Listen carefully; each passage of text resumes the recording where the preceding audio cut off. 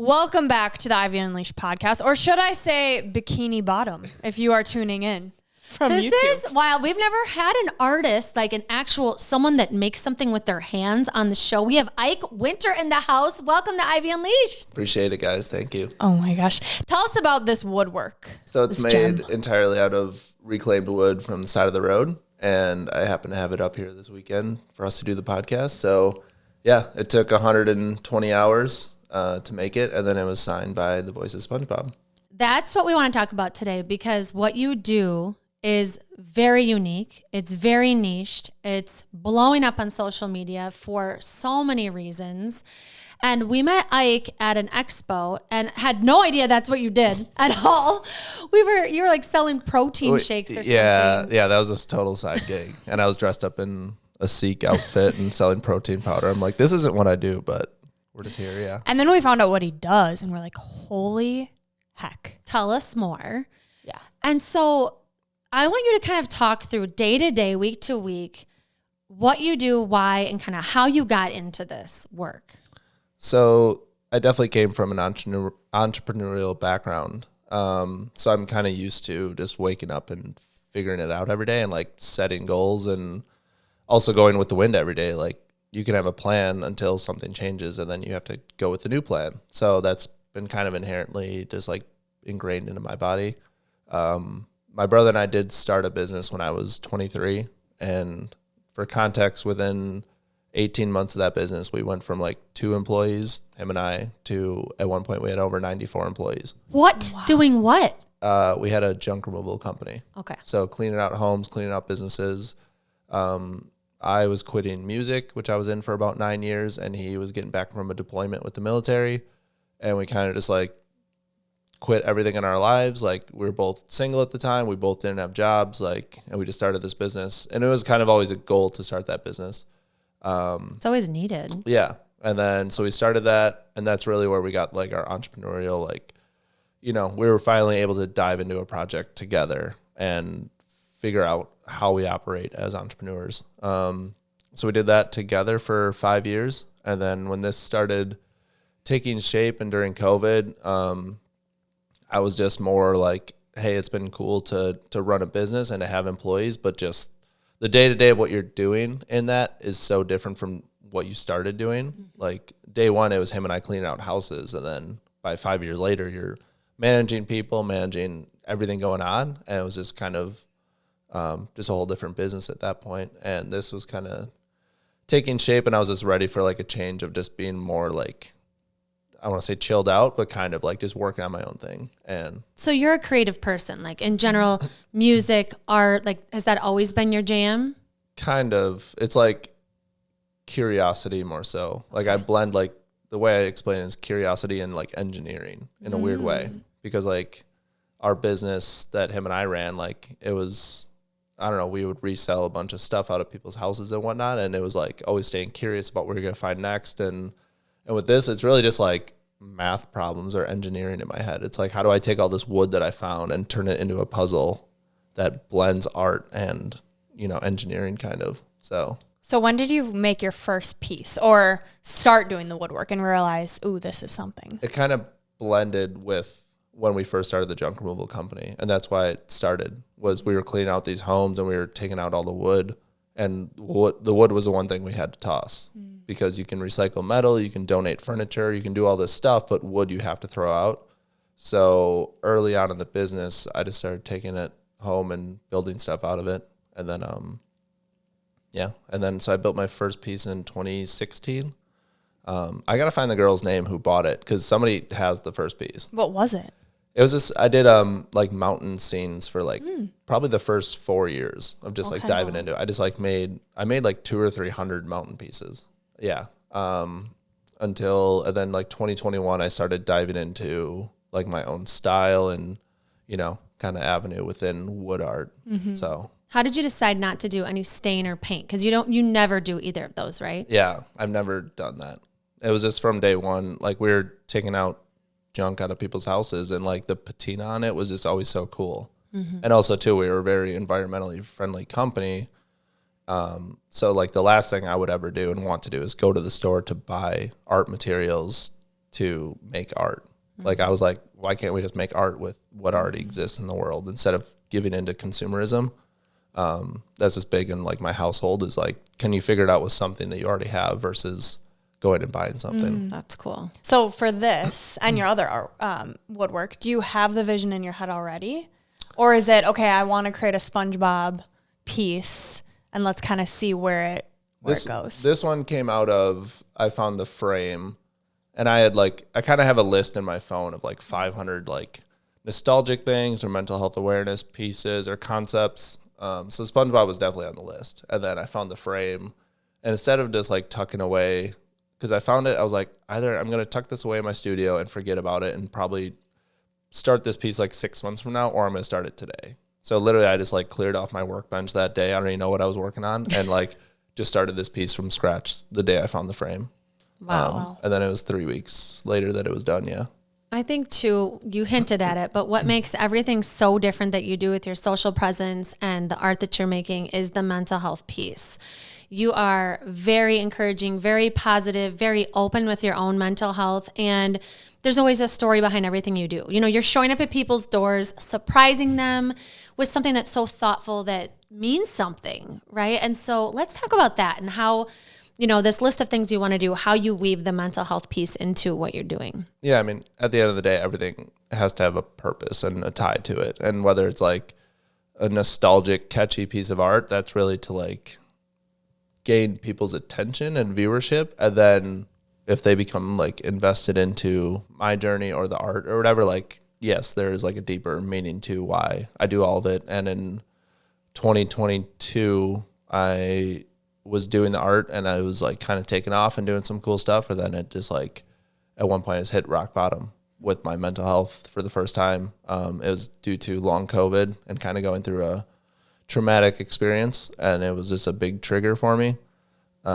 So at one point I just explained it that I left my art and I turned off my studio lights for what I thought was the last time. Like I physically couldn't be in my studio anymore. It was like the most triggering thing. Like walking in there and turning on the lights was like just the most uneasy feeling I've ever had in my life. So I left in 2022 for 9 months and went to pretty much got out of state, went to LA just to like live there and breathe and figure this out. I went to a mental health clinic down in Miami. It was a 2-week in-person clinic. And there was neurotherapy and EMDR therapy and just like a bunch of stuff. And I mean, the couple down there at Pathwaves, like they just helped me get back to a somewhat regulatory nervous system. When I went there, I was sleeping about an hour and a half a night. And then by like night 3, I was like finally sleeping like 6 or 7 hours again. Wow. So, and I was sleeping an hour and a half a night for over a month. Like, yeah. And how did you decide I have to go to inpatient, I have to go into a clinic, or I have to do something a little bit more extreme? I just started, I mean, first of all, I was honest with myself when I was going through this experience. I didn't really hold anything back from telling friends or family or people that I trusted what I was truly experiencing. And I knew it was obviously very abnormal for me and the scenario that I went through. The scenario, I went through a breakup, but it wasn't even like that bad or I was like, this shouldn't be that triggering, but like I'm a wreck. Like, you know, I'm trying to grasp onto anything that feels good. So once I knew like how bad it was, I was like, okay, I can't just slide by this and try to take some pills and move on from this. I was like, this is bad. So ended up calling some friends and, you know, telling family. And then I called one friend, honestly, for guidance, like spiritually. He's big in like, and I'm not even really that Christian, but he's, you know, very big in his faith. And I was just looking for some help and some guidance. And his wife is actually the one, totally unexpected. He literally handed the phone over to her. And she's like the most bright, bubbly person in the world, and I never knew that she would have gone through something. And she went to this clinic like 3 times herself. Wow. And she was very honest with me about her journey. So she's like, hey, take it for what it is, but I can refer you to this clinic down in Miami. It is, you know, next level and pretty intense, but like that's what you're kind of telling me. And so I got on the phone with them and I was like, I'm just looking for a solution. I didn't know anything about this or which way to go about it. And they were just honest with me, and yeah, we figured it out together. Wow. So what was that transition like from the inpatient, the 2 weeks, to coming back home? So I still wanted to give myself time before coming back home to do art. So I did the inpatient in October of 22, and then literally I just moved back to California, and that's when Timmy and I were just really close working together on the Dream Machine. So I was working for a nonprofit with Timmy, and I just stayed out there pretty much as long as I could. I was like, I don't feel ready to go back home yet. And like doing nonprofit work, it's like it's not going to work every day. Like you get to ease into like having a schedule and having a job and having purpose, but not like deadlines and, you know, a heavy workload. Like it's still obviously very lighthearted. So I did that until April. So it was about 6 months straight of doing that and, you know, giving back every day. And then it kind of came to a point where the nonprofit was just like letting people go, and we had to kind of find our own journey. And I honestly didn't know. I just bought a flight back home, and I was like, I hope I can walk back into my studio and figure this out. Oh, there's so many pieces to this puzzle that make it so that you're okay, right? Being vulnerable and saying the truth about how low you're feeling. You know, there's a super high, it's a lot higher suicide rate for men because they don't do this, right? They're not vulnerable. And then you went and you hung out with a friend, Timmy, it's been on the podcast, that you can talk to, right? That can dance with you and be silly with you, but also talk about serious things. And then I just keep thinking about courage, like the courage to go back home when you're not sure if you're ready, or get on the phone with a woman that you don't know super well, you know, and talk about it. And so can you just like talk about that courage, like that piece where it might feel hard to reach out or talk about the truth about where you're at and just how you kind of get over that hurdle? I mean, it's really like, do you want to keep living in this pain every day?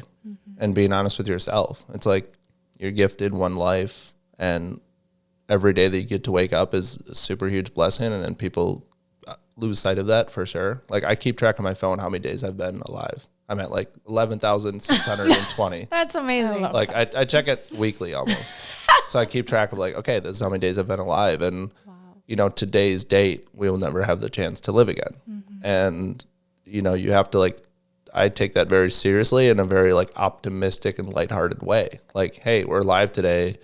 People are always thinking about the future and, oh, I'm going on this trip and, you know, but it's like, no, today is here and it's all you're guaranteed. And if you're unhappy with your day-to-day, day after day, whether it's your personal mental health, your personal career, your marriage or whatever, like I'm not saying just like cut ties and move on to the next thing, but like you should work on it and be eager to work on it to make it the best it can be. Otherwise, you're going to keep living in the same pain every day. Yeah. So what helps you today with your mental health?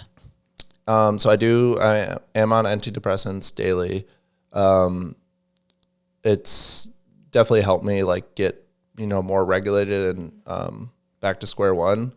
And honestly, now the past like 2 months, it's kind of like I have to refigure out the formula. And, you know, the bulk of the beginning of this year was amazing. And I kind of can keep tabs on it, but it's tough too, because like if you have exciting things going on in your life, obviously you're going to wake up more eager and excited, but like, are you truly happy behind the scenes, you know?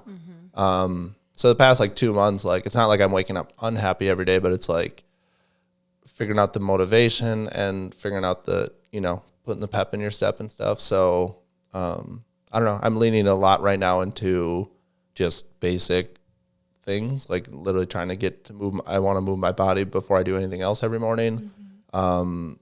Going for running, like I forget how much of a runner's high I get, and I love it. So I got to really just like hone in on that the next few months here and stick to that, and honestly set a goal for next year to just like sign up for something, to stay on track for something. And then also too, like just the people you have in your life, the boundaries, the day-to-day conversations you're having, like that either adds to your plate or takes stuff away. So being conscious of that is just huge. Yeah. Because go ahead. I was going to say, because you go in a studio all night. Yeah. And then you're sleeping when most people are awake. Yeah. So what is that like? Having a dance party by yourself. Yeah. I mean, it easily can turn into a very lonely life for sure. I'm in a studio 14 hours a day by myself, and I can be there for weeks on end without really seeing like sunlight, the way I put it, of like people and life and like life outside of that. So I do like at least once a week, as much as I am like ingrained in my art and I like working a lot and I think I could be there 7 days a week. Like by the time I get there, by the 9th or 10th day in a row, I'm just like burnt out. So like at least once a week, I kind of just don't go there, just have a whole social day or going and seeing people or whatever. And then also too, like people know I'm a big FaceTimer. Like I always like FaceTime my friends while I'm building or just like, check in with my friends because they're all over the country. But honestly, their energy is like what is so inspiring day to day and kind of keeps me accountable in my life. And also too, I'm very big on just like having the people in your life that make sense rather than just friendships that you've had like for a length of time just to have them, like having the right energy in your day to day. And the people I talk to now are like have been very involved in the past year and a half of my life. But, there's some conversations where if I jump on the phone, I'm like, oh, like my mind kind of takes me back to 2 or 3 years ago with you. And that's not necessarily the healthiest for me because 2 or 3 years ago is when I kind of went through everything or was a different person. And when you talk to those people and kind of bring up those same conversations, it's like re-triggering personally for someone like me. And like, so I kind of avoid, having those conversations daily or, ingrained in my normal day-to-day life. I kind of like having people that like have been with me on the journey the past few months here. So. Yeah. I mean, in the past few months, you've absolutely blown up. Like you are the amount of views on your social media I want to talk about because it does something to your brain, right? Like it feels good to have, how many million views does this have on TikTok?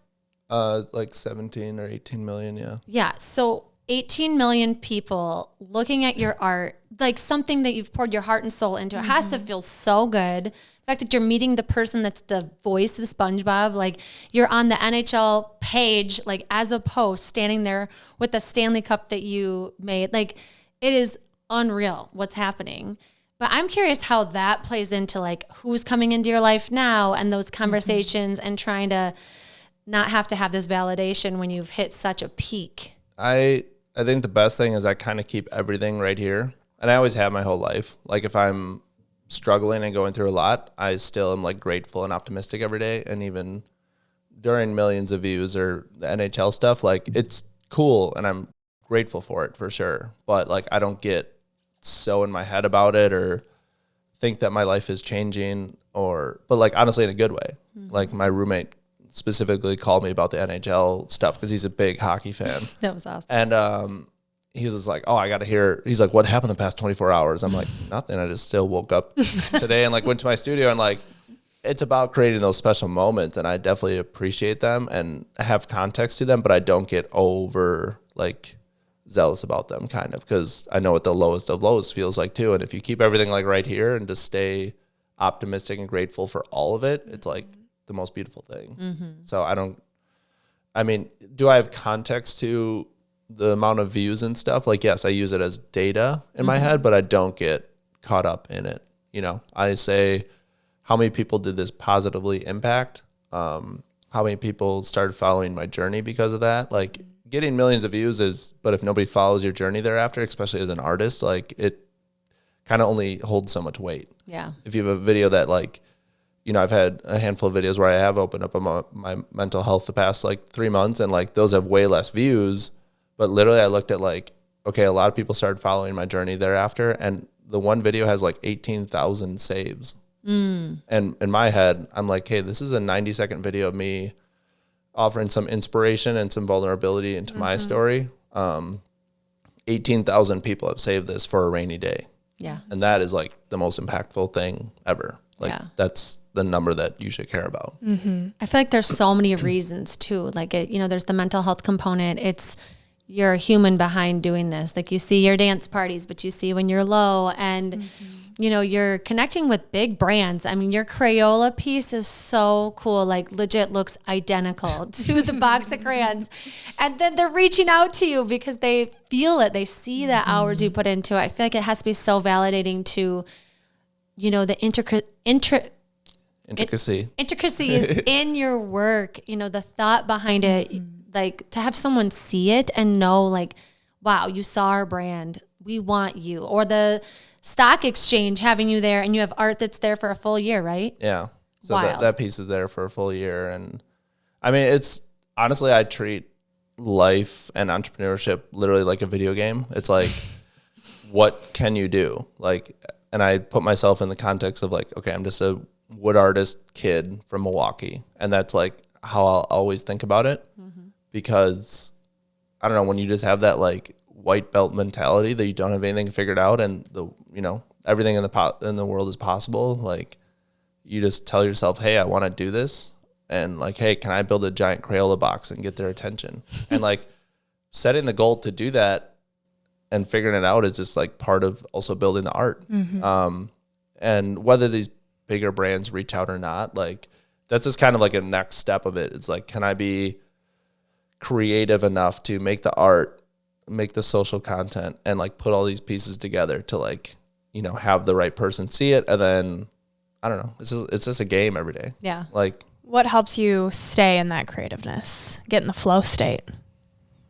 I mean, you just wake up every day and like, what else am I going to pursue? Okay. Like, I don't know. Like when the Stanley Cup offer came across my table, it was like, it didn't really make sense financially to do the piece. But I was like, when else am I as an artist going to be in the same room as a Stanley Cup and have a replica of it and like, be able to take a photo of my art that replicates this iconic trophy. So how did that happen? Like, I'm picturing, okay, brands find you and they DM you, or what does this look like? Completely opposite. So I usually build the art and then have the brands reach out. The Brewers this year were an exception. We kind of collabed behind the scenes to discuss making a piece for a player.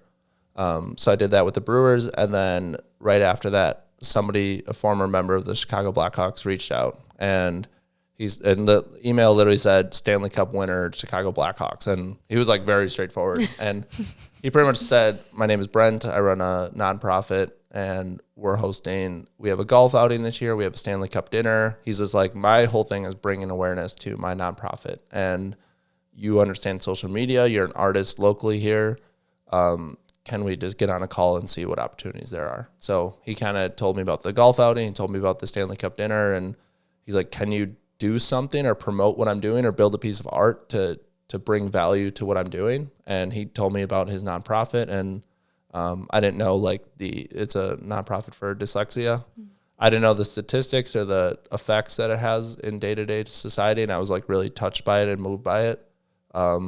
So, I mean, that whole component of it on top of like the opportunity to see the cup in person, I was like, hey, I can build this piece.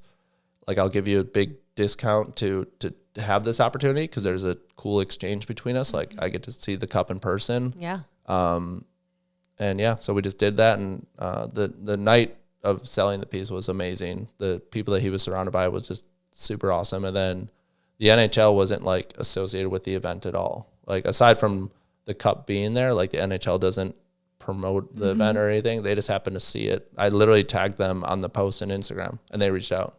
Wow. And then they posted it themselves, right? Yeah, they just said, hey, can you send these photos in so we can have rights to post it? So on the post, I just tagged the Stanley Cup page and the NHL page, and they saw it. Wow. That's the power of social media. I'm curious what you would tell someone, a young artist, someone who, whether it's painting, woodwork, or just tapping into a new creative outlet, what advice would you give them? I mean, if you dive into it for the pure passion and curiosity, that's the best place to start.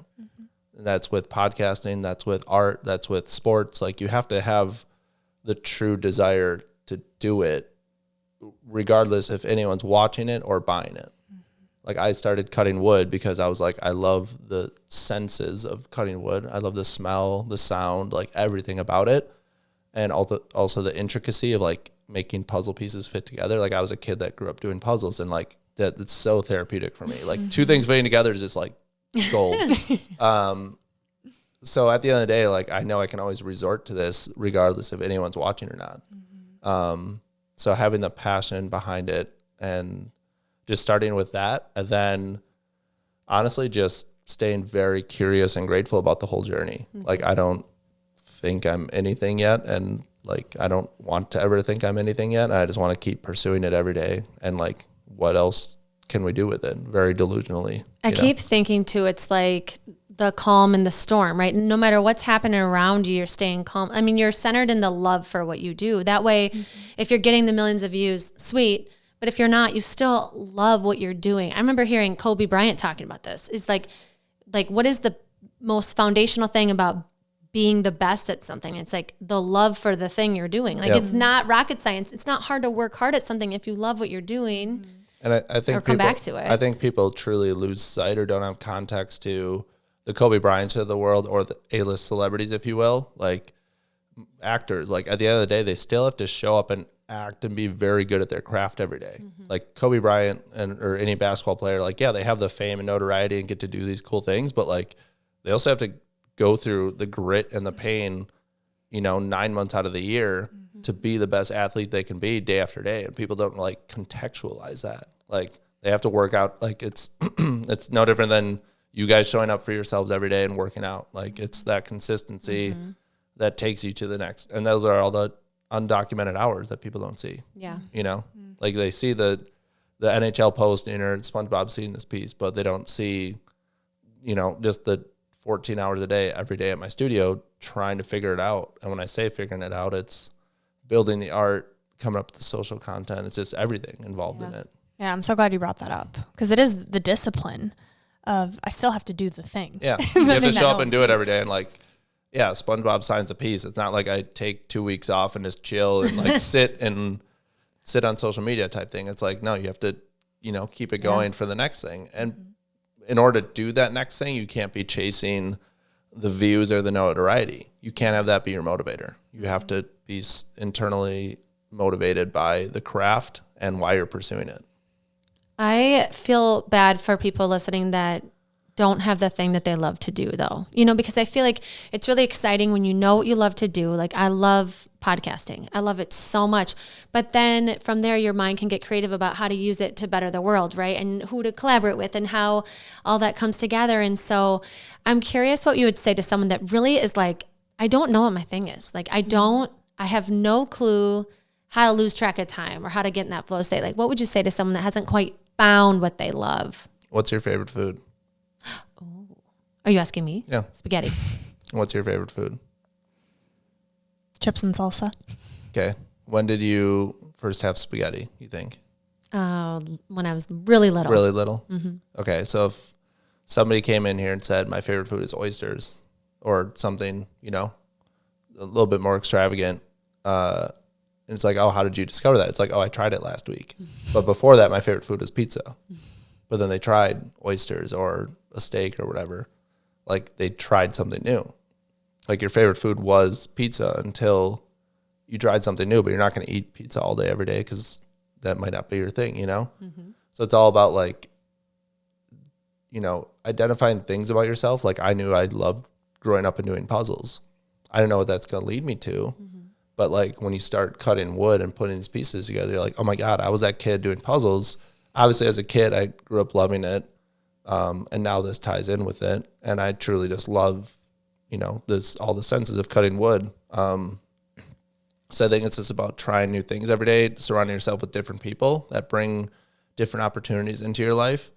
And just, but also not holding yourself, don't hold a lot of pressure or weight to, I have to figure out, what I'm good at and what I really love doing. It's kind of like dating. It's like, you can't be like, oh, I want to marry somebody. It's like, no, you have to find somebody you connect with first. Like you can't have the end goal in mind. Right. You can't have, oh, I'm passionate about something as the end goal. You have to just start, very open-minded and just try a bunch of things and learn from yourself and being self-aware. Be like, hey, I might really like, sports or this or that, but like, I'm really not that talented or naturally gifted at it. So like I always go back to like kid or childhood reference, because a lot of the things you grew up doing are your hobbies, and like those can equate to what you're good at later in life, and sometimes it's literally just conversations. Like podcasters are great conversationalists, it doesn't always have to be a hands-on hobby, stuff like that.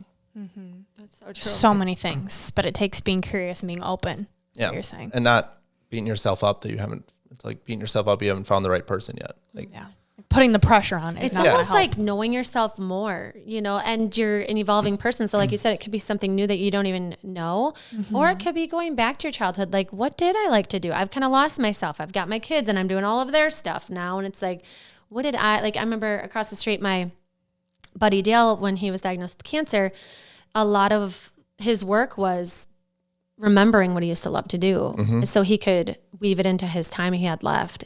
And he did that. And he was like, it sounds weird, but I'm playing with cars.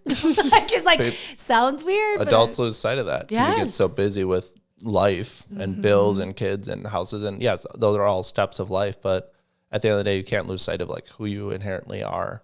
And if you're self-aware or dive into a little bit about who you are at the root, like that's super important.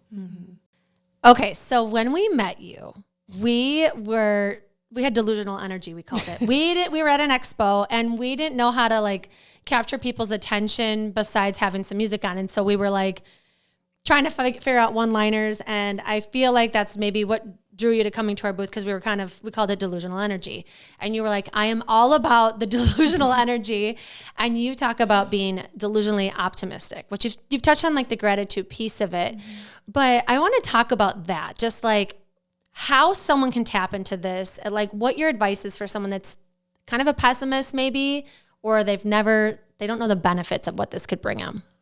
I mean, at the end of the day, the energy you put out and how you show up to the world is going to attract, what energy you're bringing. So the reason that we would have crossed paths and met that day is because there's thousands and thousands of people in this in this convention and a bunch of people having booths and stuff. But like when you see somebody else like showing up that day and bringing that energy, like it hits, especially when you're with a group of people that are also bringing that. So, it's kind of just a testament that we came into each other's lives and we really bring the same energy to life every day, regardless of what we're doing. Like you guys are in podcasts and, health and wellness, and I'm in art and apparently but it works. Protein powder that weekend. So it's like, whatever you show up to every day. And it's like, I don't know, if you're continually in a pessimistic or narcissistic mindset, it's literally just like, if that's the life you want to lead, like more power to you, but you're actively choosing that every day. And, it just all comes back to gratitude and optimism. And you can wake up every day and think the world's on fire. And of course, like there's bad things in our world happening every day, but those things are going to happen regardless. And you can control how you wake up every day and just choose good and putting good energy out into the world, because it's a ripple effect. So, it's surrounding yourself with the right people and the right mindset of who you want to be with and how you want to show up every day. So when you are feeling low, or you have these mental health dips, what do you say to yourself to bring you back to that delusional optimism? It always starts with gratitude. Like, no matter how low you can get, you still got to wake up today. And I know it's a very like simple thing today, and it's such a simple concept, but it's real. And then obviously having the right people in your life, having the right friends. But at the end of the day, it's just like you still, even at your lowest, you've made it through those days before, and you can do it again. And also too, like, you got to wake up today. And it's a 400 trillion to 1 odds that you're alive today. And when you put that number in your head and think about it, like, it hits you differently. Yeah. You talk about goals a lot, and the pursuit of achieving a goal, right, gives us dopamine, gives us some feel good energy. What is a goal that you're currently after? What's the next goal for you? There are certain collabs I definitely want to do within my art. Do you ever talk about them ahead of time? I speak them into I existence. was like, can we put it in the universe right Yeah. Yeah. There's kind of 4 major ones, I guess. Okay. There's 2 people I want to build art for.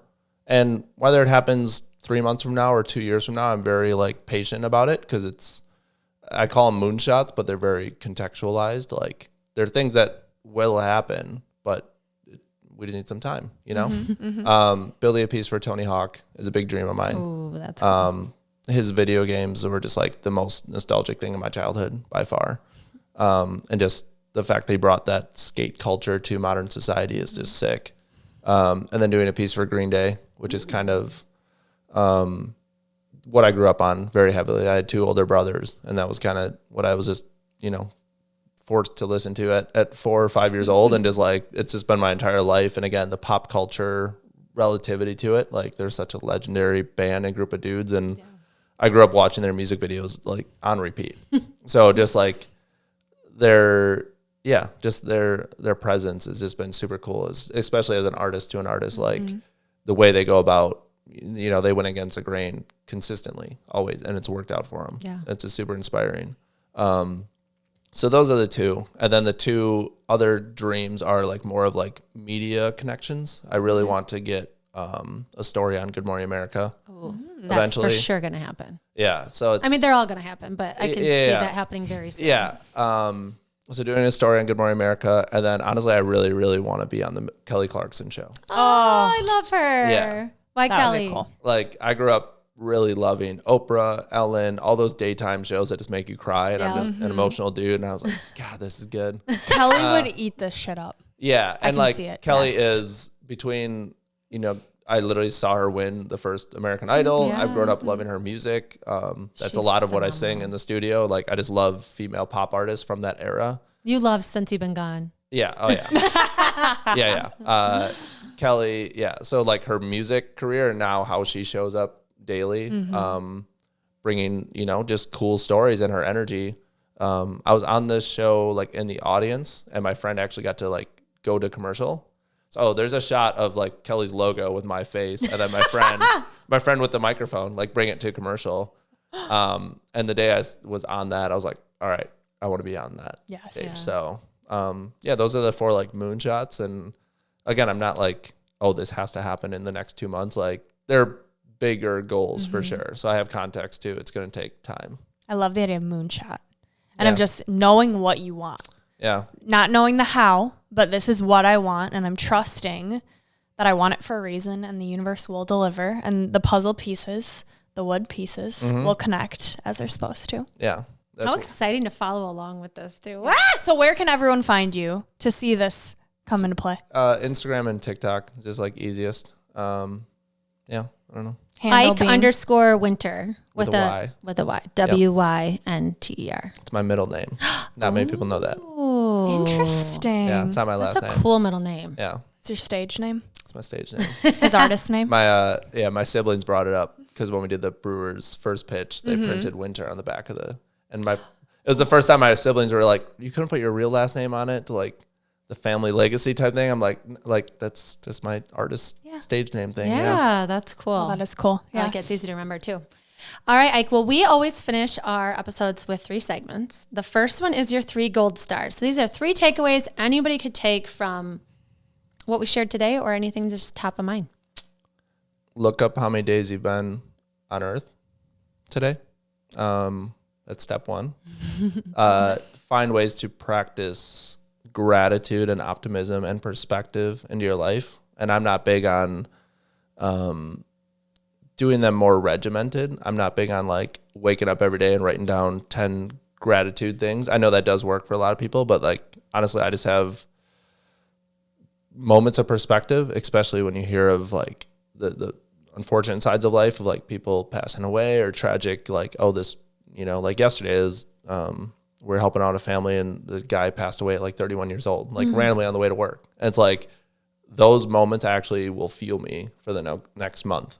Like I'll remember that story and that person. And I've had people close to me that passed away early. And I just kind of bring in beautiful reminders into my life every single day. Kind of like, hey, they're not here anymore. And I'm older than them or the same age as them.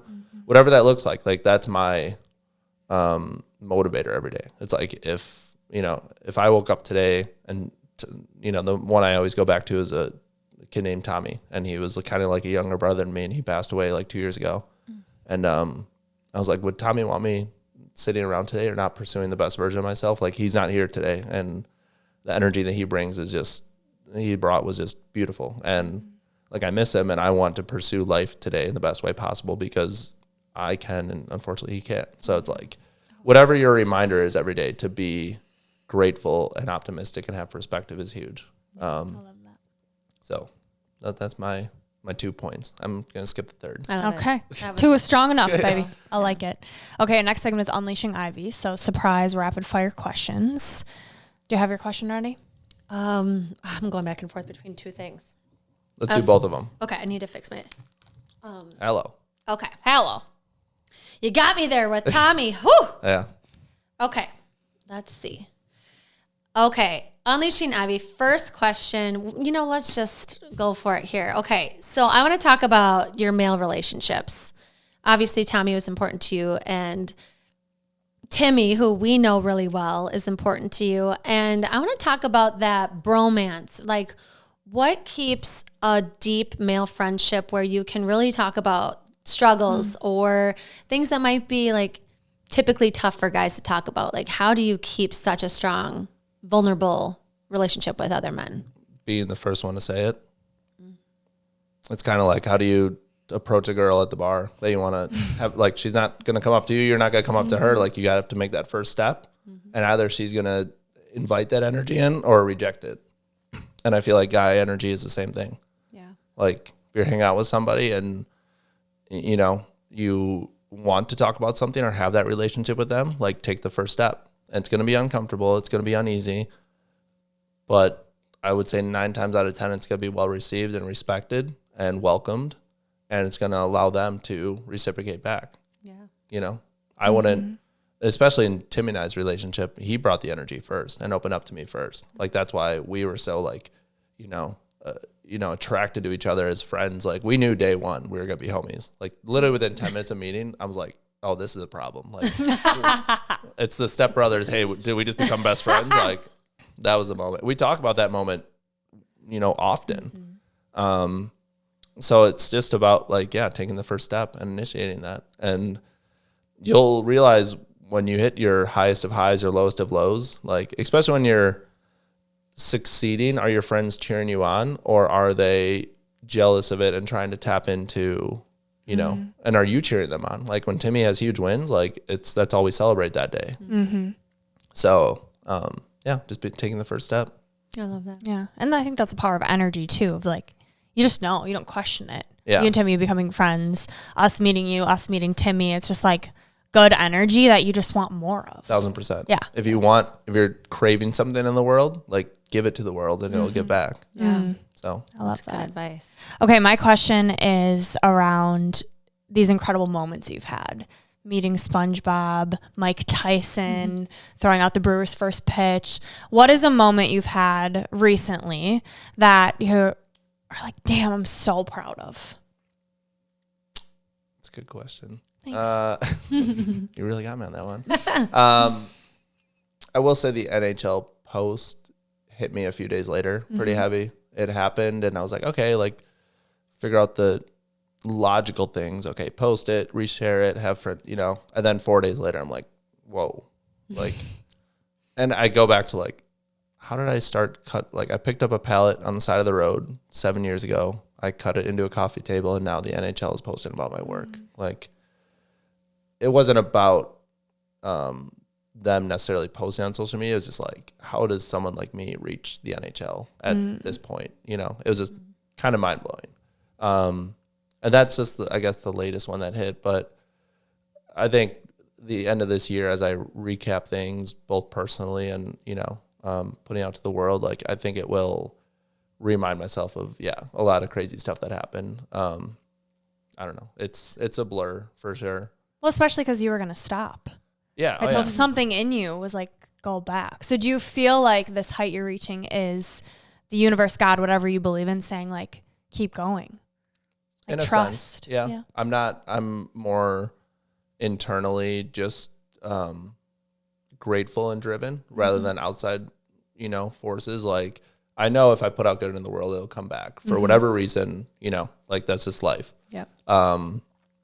I think I just tell it to myself, like, I shouldn't be doing this still day to day. And the fact that I am is incredible. So why not pursue the craziest goals with it every single day? Because why not get on Kelly Clarkson? Exactly. That's right. Like, I lost it once, I can easily lose it again. And having that mindset, like, that's the people that you look up to in the world have that mindset every single day. Like, I'm here today, but I only have today guaranteed, so I need to put forth my best effort. So they're going to show up as the best version of themselves every day, and just push through, because there's going to be moments when it's easy to cut wood and pursue it, and there's moments where it's just like, I don't want to do this today, and you still have to show up for yourself every day. So yeah. All right, last question. If you could go back and tell younger little Ike something, or older, I guess, whatever age, what age would you pick to go back to, and what would you tell yourself? It's a good question. I would say 14-year-old Ike. That's the first one that came to mind. It was the first time I went to a concert and saw what I wanted to be on stage. I saw a band playing and saw the guitarist specifically. His name was Jason. And I was like, that's what I want to do right at 14. And that's when my band was taking shape and starting. And I was like, that's what I want to do no matter what. And, you know, I held on to that dream for 9 years. And when I left it, for 9 years straight, I was like, I'm never going to leave music. I want to do this. There's nothing else in the world I would want to do. And then at 9 years, it felt so natural to leave it. So I think at 14-year-old Ike, it's telling him like, hey, this is going to be a dream, but life is also just going to take its course, and like, you're going to be okay. Because even now, like, who knows if I'll be cutting wood 3 years from now? And that's a very honest topic, you know? Yeah.